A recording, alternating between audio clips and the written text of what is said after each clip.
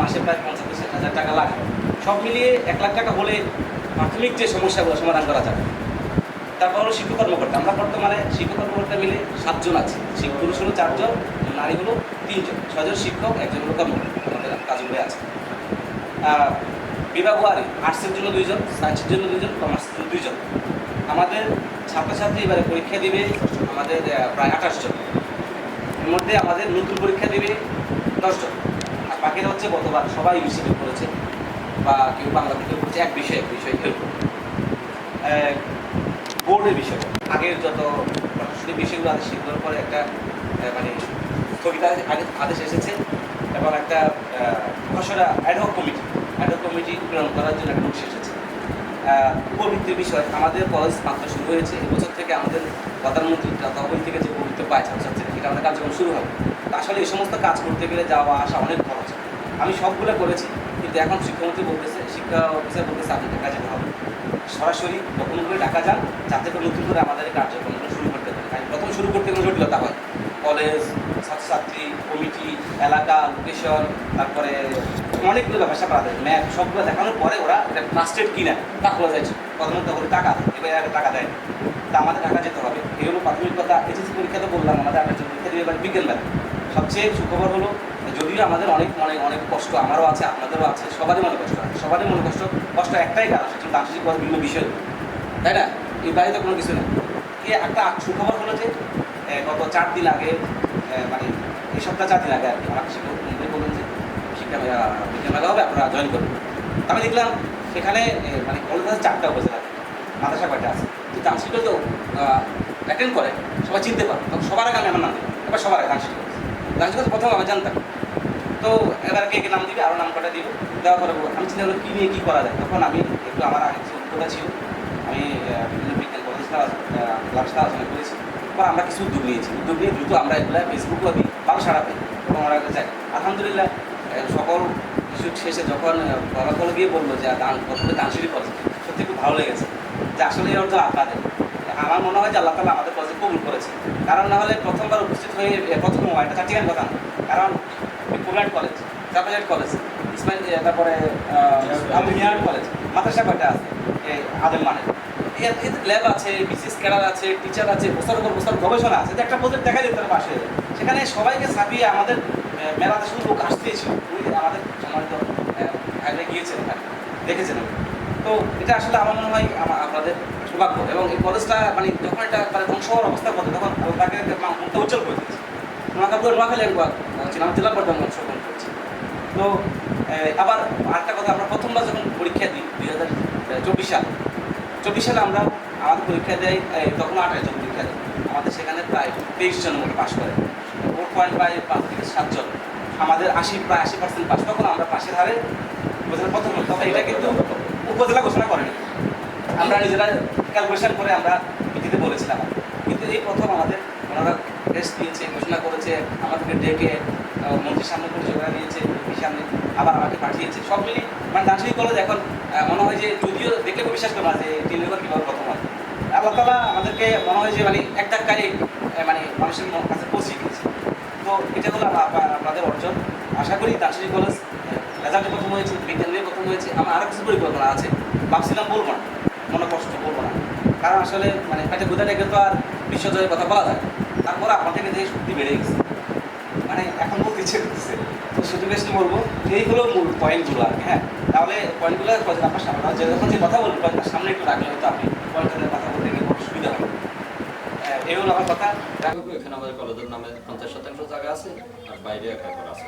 তখন আমরা কলেজের অনুমোদন দিয়ে আবারও মামলা খেয়েছি। যাক, মামলা খেতে আর বিএনপি নেতৃবৃন্দ আছেন, আমাদের কাছে জোরালো রিকোয়েস্ট থাকবে এবং আমার দাবি থাকবে। এই অঞ্চলের আমি একজন সন্তান হিসেবে আমার দাবি থাকবে যেন আমাদের এমপি মহোদয়কে দিয়ে আমাদের এই কলেজ অতি সত্ত্বয় উন্নয়নের আগে যেন এই কলেজের বিষয়ে আপনারা গুরুত্ব সহকারে এমপি মহোদয়ের নিকট যে বলছেন ইয়ের বিষয়, এমপিভুক্তের বিষয়, সেটা অবশ্যই দেখবেন। আর আমি একটা বিষয় অবগত আছি, সেটা হচ্ছে মাঠ ভরাটের যে বিষয়, বাউন্ডারির বিষয়, এগুলো আমাদের সভাপতি খালিদ ভাই এই বিষয়ে কাজ করতেছে, আমি অবগত আছি। আমি রিকোয়েস্ট করবো। আর তহবিলের যে বিষয়, আমরা এখন ইনশাল্লাহ সহযোগিতার হাত প্রতিদিনের মতো আমরা বাড়িয়ে দিব। ওনাদের কাছেও রিকোয়েস্ট করবো যেন ওনারা আমাদের অবস্থান থেকে সর্বোচ্চ কলেজের দিকে সুদৃষ্টি থাকে। ধন্যবাদ সবাইকে। আসসালামু আলাইকুম। উনি আছেন, সব মিলে যদি আমরা ইউনিয়নের সবাই যদি চেষ্টা করি, এই কলেজের ছাত্রছাত্রীর সংখ্যা যদি হাই স্কুলগুলোর সাথে আমরা অর্গানাইজ করি, আমরা আমাদের সর্বপ্রথম একটা কথা আছে যে মসজিদের খোরাক হলো মুসল্লি, আর এই যে কলেজ স্কুলের খোরাক হলো ছাত্রছাত্রী, এটা হলো সৌন্দর্য। আর এই ছাত্রছাত্রী যত বেশি থাকবে এই কলেজের অন্তত মোটামুটিভাবে একটা ইনকামও আসবে, তাদের থেকে একটা বেতন ভাতা বিভিন্ন রকম সুযোগ সুবিধা। তো আমি আমাদের নেতৃবৃন্দ যারা রয়েছেন, আমি সবার কাছে আসলে বিনীতভাবে অনুরোধ করব, সামনে এসএসসি পরীক্ষা এবং হাই স্কুলগুলোতে সবাই যদি একটু অর্গানাইজ করি তাহলে আমরা ছাত্রছাত্রীর সংখ্যা আরও বেশি করে পাবো এই আশা করছি। এবং যে অর্থনৈতিক যে সমস্যাটা আমাদের আছে, এখানে অনেকে আছেন ব্যবসায়ী। আমার ভাই শাহাবুদ্দিন মিয়া, উনি নোয়াখালী সুপার মার্কেটে ব্যবসা করেন। আমাদের সভাপতি শাহাবুদ্দিন মিয়া আছেন, আমাদের সমাজসেবক সালাম মিয়া আছেন, খায়ের মিয়া আছেন, কত সারেছে আমাদের বাবুল কাকা সহ, আর তারে মোশারফ মিয়া। আপনারা যদি একটু ফাইন্যান্সিয়াল সাপোর্ট দেন এবং আপনারা যে পর্যায়ে আছেন, আপনাকেও বন্ধু বান্ধব ওই পর্যায়ে আরও বড় পর্যায়ে আছে, সব দিক থেকে যদি আপনারা আন্তরিক হন, এই কলেজের প্রতি ভালোবাসা প্রদর্শন করেন, আমরা আপনাদের প্রতি কৃতজ্ঞ থাকবো। আমাদের যে ফাইন্যান্সিয়াল সমস্যাগুলো আছে এটা দূর হয়ে যাবে, এই আশাবাদ ব্যক্ত করছি। সকলকে ধন্যবাদ জানিয়ে আসসালামু আলাইকুম। এই কলেজের জন্য সবাই অর্থনৈতিক দিক দিয়ে সাপোর্ট দিবেন এবং যারা আছেন, যাদের বন্ধুবান্ধব আছে, বাইরে আছে, ভালো অবস্থানে আছে, সবাই যেন পরিমাণে ক্ষুধা ওই পরিমাণে আমরা খেতেও পাইতেছি না। এই জন্য মূল টার্গেট হচ্ছে আজকে আমাদের আর্থিক সংকট যেটা সেটা নিয়ে আলোচনা করা। এটার বাইরে আমি যেহেতু শুরু থেকে এটার সাথে জড়িত আছি, তা আমি দেখেছি বা আমার কাছে অনেকে আপত্তি করেছে। সবার কাছে তো সব কথা বলতে পারে না, যেহেতু আমরা হয়তো বিভিন্ন বাজারে বিভিন্ন সংগঠনের সাথে জড়িত, এই জন্য অনেকে মূলত হচ্ছে কমিটিটা নিয়ে অনেকের একটা আপত্তি আছে। এটা আমি বলার জন্য দাঁড়াইছি যে অনেকে বলতেছে আর কি, ধরুন বিগত সময়ে একটা সরকার ক্ষমতা ছিল, তখন তারা কাজ করেছে। এখন আমরা যেহেতু আবার পালা বদল হয়েছে, আরেকটা সরকার এসেছে, আমরা সমন্বয় করে তাদেরকে একটু সুযোগ দেওয়ার জন্য এরকম অনেকটা আপত্তি করেছে। তো আমি এখানে সিনিয়র নেতৃবৃন্দ যারা আছে, এই বিষয়টা কীভাবে আসলে আমরা সামনে আসতে বলি না, পিছনে কিন্তু একটা আলোচনা হয়।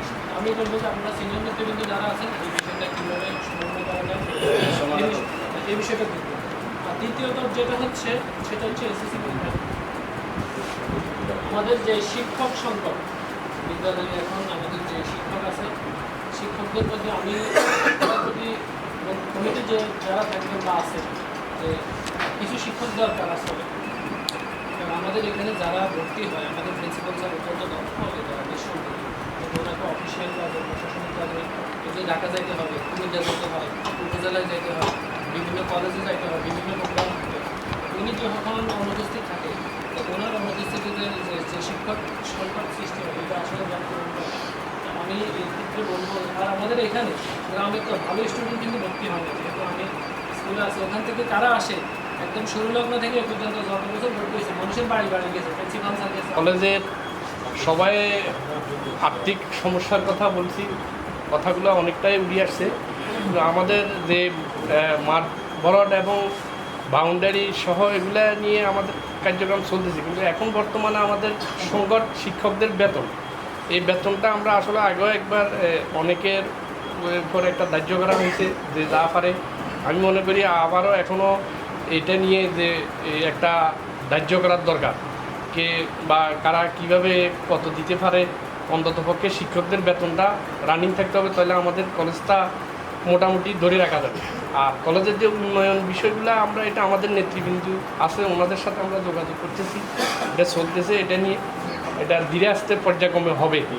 কিন্তু এখন ইমার্জেন্সি হচ্ছে আমাদের শিক্ষকদের বেতন যদি চালাই যেতে পারি আমাদের কলেজটা এবং আমাদের এই এলাকার মানুষের শ্রমটা তাহলে বৃথা যাবে না। আমরা এলাকাবাসী চেষ্টা করছি, ইনশাল্লাহ কলেজ হয়েছে। এখন আমাদের সবার একটু সার্বিক সহযোগিতা যে শিক্ষকদের বেতন নিয়ে, যাক আমি আর বেশি কিছু বলবো না। এখানে আমাদের সিনিয়র নেতৃবৃন্দ আছে, ওনারা করবে। আমি আমার সংক্ষিপ্ত বক্তব্য এখানে শেষ করছি। আসসালামু আলাইকুম।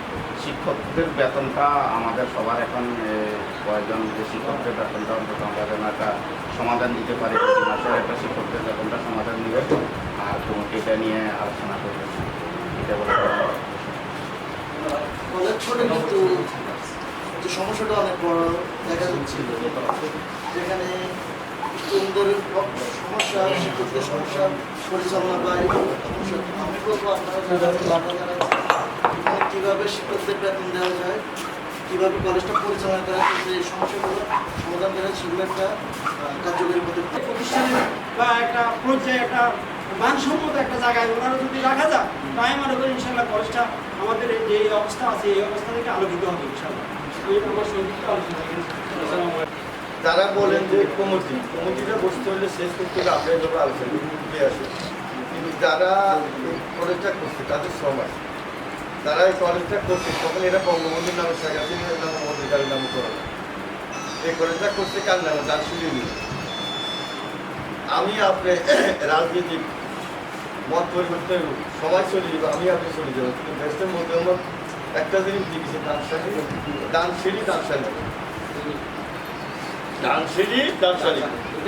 এটা ম্যাডাম খালেদা যে মাথা তো না এটা দিবে।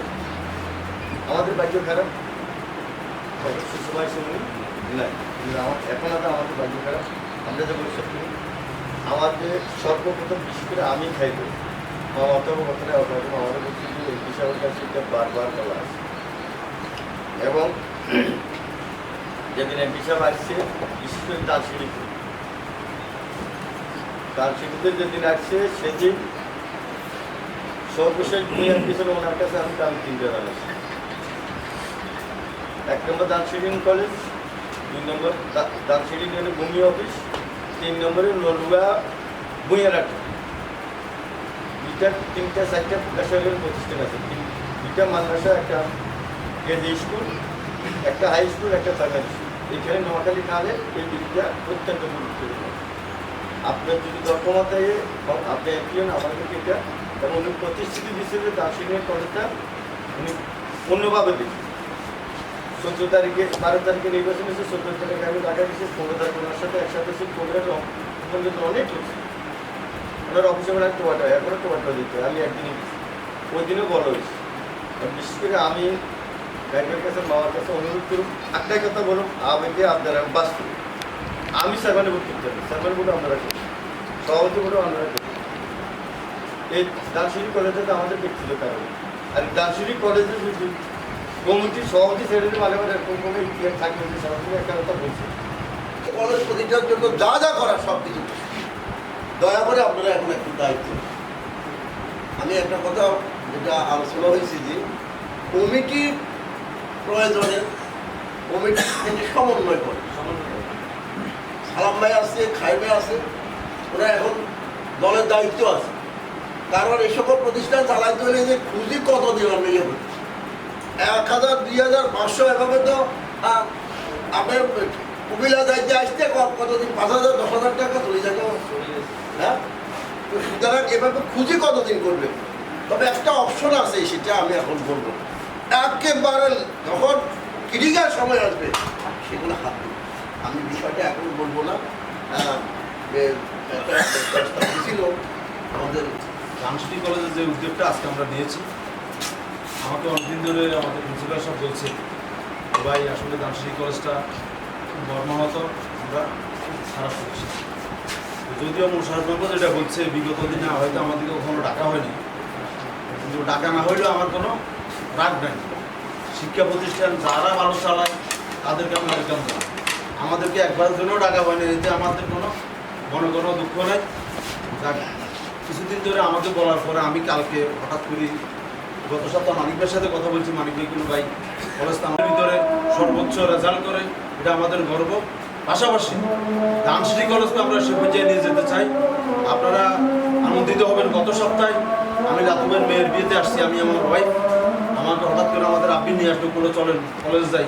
কলেজে এসে দেখি চুলা জ্বালানো, আমাদের প্রিন্সিপাল সাহেব আমাদের কিছু ছাত্রীকে নিয়ে এখানে কিছু আবিষ্কারের চেষ্টা করছে, এটা আমার দেখে ভালো লাগছে।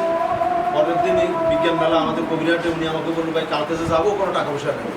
আমি 5000 টাকা দিয়ে গেছি, ভাই কালকে যাবো। পরের দিন আমি আবার সেখানে অংশগ্রহণ করছি বিজ্ঞান মেলাতে, আমাদের নিরঞ্জন চৌধুরী সহ রঞ্জু ভাই সহ আমি সেখানে ছিলাম। সবগুলো স্টল আমরা ঘুরে ঘুরে দেখেছি, কিন্তু আমাদের দানশিল্পীর যে স্টল সেখানে আমরা অভিনব এবং সবচেয়ে কার্যকর মানুষের ব্যবহারযোগ্য যে যে নিত্য প্রয়োজনীয় জিনিসগুলো আমরা আবিষ্কার করতে পেরেছি। মোটামুটি যারা বিচারক মণ্ডলী ছিলেন সদরের টিএনও সহ ওনাদের কাছে আমাদের ইন্টারভিউ দেওয়ার পরে আমি বাড়িতে চলে আসছি। বাড়িতে এসে বাসায় আমরা শুয়েছি, এমন সব প্রিন্সিপাল আমার বন্ধু বললো, ভাইয়া আমরা তো পাস হয়ে গেছি। আমি সাথে সাথে ফেসবুকে একটা স্ট্যাটাস দিছি, এটা আমার কাছে খুব ভালো লাগছে। তাহলে বাবুল ভাই সহ আমাদের, আমি অত্যন্ত স্পেশাল ধন্যবাদ জানাই আমাদের শাহাবুদ্দিনকে। শাহাবুদ্দিন নবগ্রাম উচ্চ বিদ্যালয়ের সভাপতি ছিল দীর্ঘদিন। তার স্বপ্নের মাধ্যমে তার ঐকান্তিক প্রচেষ্টা সাথে সাথে আমাদের বাবুল ভাই, আমাদের সাইফুল, নয়ন সহ আমাদের নবগ্রামে যারা আছে সকলের স্পেশালি চেষ্টা আজকে ডানসিটি কলেজ আমরা এখানে দাঁড়িয়ে কথা বলছি। এটার জন্য তাদেরকে আমি ধন্যবাদ জানাচ্ছি। পাশাপাশি আমি একটা কথা বলবো, ভালো স্কুলের ছাত্র হওয়া ভালো, খারাপ স্কুলের হেডমাস্টার না হই। আমাদের দলের যারা 5 আগস্ট পরে 2-1 যদি কমিটি এনে কোনো কথা বলে, আমি মনে করি এটা কোনো ভ্যালুলেস। আমরা আমাদের প্রতিষ্ঠানকে আগে দাঁড়াইতে হবে, তারপর কমিটির চিন্তা করব। আমি আবুল খাইন ব্যক্তিগতভাবে কখনো আমাকে এই প্রতিষ্ঠানে ডাকে না কেন, আমাকে এখানে কমিটি আমি কখনো মাথা ঘামাই না, কারোর সাথে কথাও বলি না।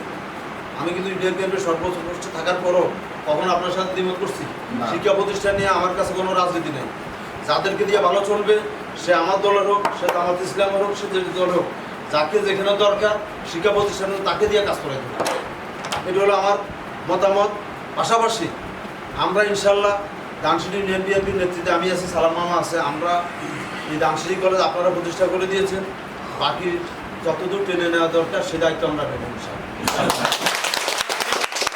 আমি এটুকু ঘোষণা করতেছি, আপনাদের জানানোর জন্য বলতেছি, আমি ইতিমধ্যে আমাদের এই মাঠ ভরাটের জন্য এমপি সাহেবের কাছে অলরেডি আমরা দরখাস্ত দিয়ে রেখেছি এবং এমপি সাহেবের কোটায় আমাদের বাউন্ডারি ওয়াল কলেজ এবং হাই স্কুল দুইটার মাঠ ভরাটের জন্য আমি দিয়েছি, আমার মোবাইলে অলরেডি আছে এখনও, এবং বাউন্ডারির জন্য দিছি, মাঠ ভরাটের জন্য দিছি, দুটোটাই দিছি। এটা দিছি যেন 10 দিন হয়ে গেছে অলরেডি। ইনশাল্লাহ বাজেট আসবে। এর পাশাপাশি আমাদের মেয়র মহোদয় এখন জেলা প্রশাসক, আমি গতকাল ওনার সাথে দেখা করছি। আমরা ওখান থেকে একটা অনুদান কী আনা যায় চেষ্টা করবো ইনশাল্লাহ জেলা পরিষদ। পাশাপাশি এমপি সাহেবের সাথে যখন আমার কথা হইতেছে, আমি বলছি ভাই আমার ডানসিটি কলেজটা স্পেশাল দেখতে হবে। আমাদের চরাঞ্চল আমাদের একটি মাত্র কলেজ, যেটা আমাদের ডানসিটির একটা গর্ব। একটা ইউনিয়নের নামে সাধারণত কলেজ নাই কোথাও, আমাদের ইউনিয়নের নামে একটা কলেজ, কবিরহাট থেকে 22 কিলোমিটার দূরে আমাদের ইউনিয়ন। সুতরাং আমাদের এখানে আপনি দিতে হবে। ওনার সাথে এটা নিয়ে আমার সাথে দেন দরবার চলতেছে, 1 মিনিটের জন্য থামাথামি নেই। পাশাপাশি কলেজের বাউন্ডারি এবং ভরাটের জন্য আমরা অলরেডি দিয়ে ফেলেছি। কেউ কম দিবে, কেউ আরও কম দিবে। 2-3টা ক্যাটাগরিতে আমার বাগিনা ফার্মেস একটা ব্যবসায়ী, আমাদের নয়ন ব্যবসায়ী, জাকের ব্যবসায়ী, এরকম যারা আছে এদের ক্যাটাগরিটা একরকম হবে, আমাদের ক্যাটাগরিটা আরেকটু বড় হবে। নিচে যারা আছে আমাদের লাকুয়ায় বলে গেছে তাদের ক্যাটাগরিটা আরেকটা হবে। তা আমি মনে করি আমাদের শিক্ষকের বেতন যদি রানিং থাকে, আমরা শিক্ষকের কফিয়ত দিব। আমরা মাসে একবার মিটিং রাখবো তাদের সাথে, যে আমাদের শিক্ষার মানের জন্য কী কী করণীয়, তাদের কাছ থেকে আমরা সেটা আদায় করে নেব, যদি আমরা তাদের বেতন ঠিকমতো দিতে পারি। পাশাপাশি ছাত্রছাত্রীর যে বিষয়টা, ইনশাল্লাহ আমি কথা দিচ্ছি, আমরা পরিচালনা বোর্ডে যারা আছে আমাকে কোনো কমিটিতে রাখা লাগবে না, আমি এমনি কাজ করব। আমি এটা নির্বিধায় বলতে পারি, আমার কোনো চাহিদা নাই, প্রয়োজন নাই। আমি ইউনিয়ন বিএনপির সভাপতি হিসেবে আমি এমনি কাজ করব। যারা ভালো চালাক তাদের সাথে আমি আছি। প্রতিটা ঘরে ঘরে যাবো ছাত্রছাত্রী আনার জন্য। আমাদের যদি এখানে 100 ছাত্রছাত্রী হয়, আমাদের কে যেন বলে গেছে, নয়ন বলে গেছে কথাটা, তাহলে আমাদের ছাত্রছাত্রীর বেতন থেকে আমাদের শিক্ষকদের বেতনের একটা অংশ চলে আসবে, তাহলে আমাদের চাপটা কমবে। ডেভেলপমেন্টের যে বিষয়টা, এটা বিভিন্ন সংস্থা আছে, সরকার আছে, সেটা আমরা করবো, সেটার জন্য আমাদেরকে বলতে হবে না। আমি যদি আদর্শ নেতা হই, আমি যদি আমার এলাকার জন্য রাজনীতি করি, আমরা যে দলে করি না কেন, আমাদের টার্গেট কি? জনগণের জন্য কাজ করা, আমার এলাকাকে সুন্দর করে ফুটানোর জন্য কাজ করা। এর বাইরে কোনো দান্দা নাই, আমাদের দান্দা একটাই, এই যে সুযোগ পাইলে আমাদের কালভার্ট করার দরকার আমরা ঢুকিয়ে দিই, রাস্তা করার দরকার আমরা দিয়ে দিচ্ছি। যে আমাদের ইউনিয়নে প্রায় আমি 16টা রাস্তা দিচ্ছি।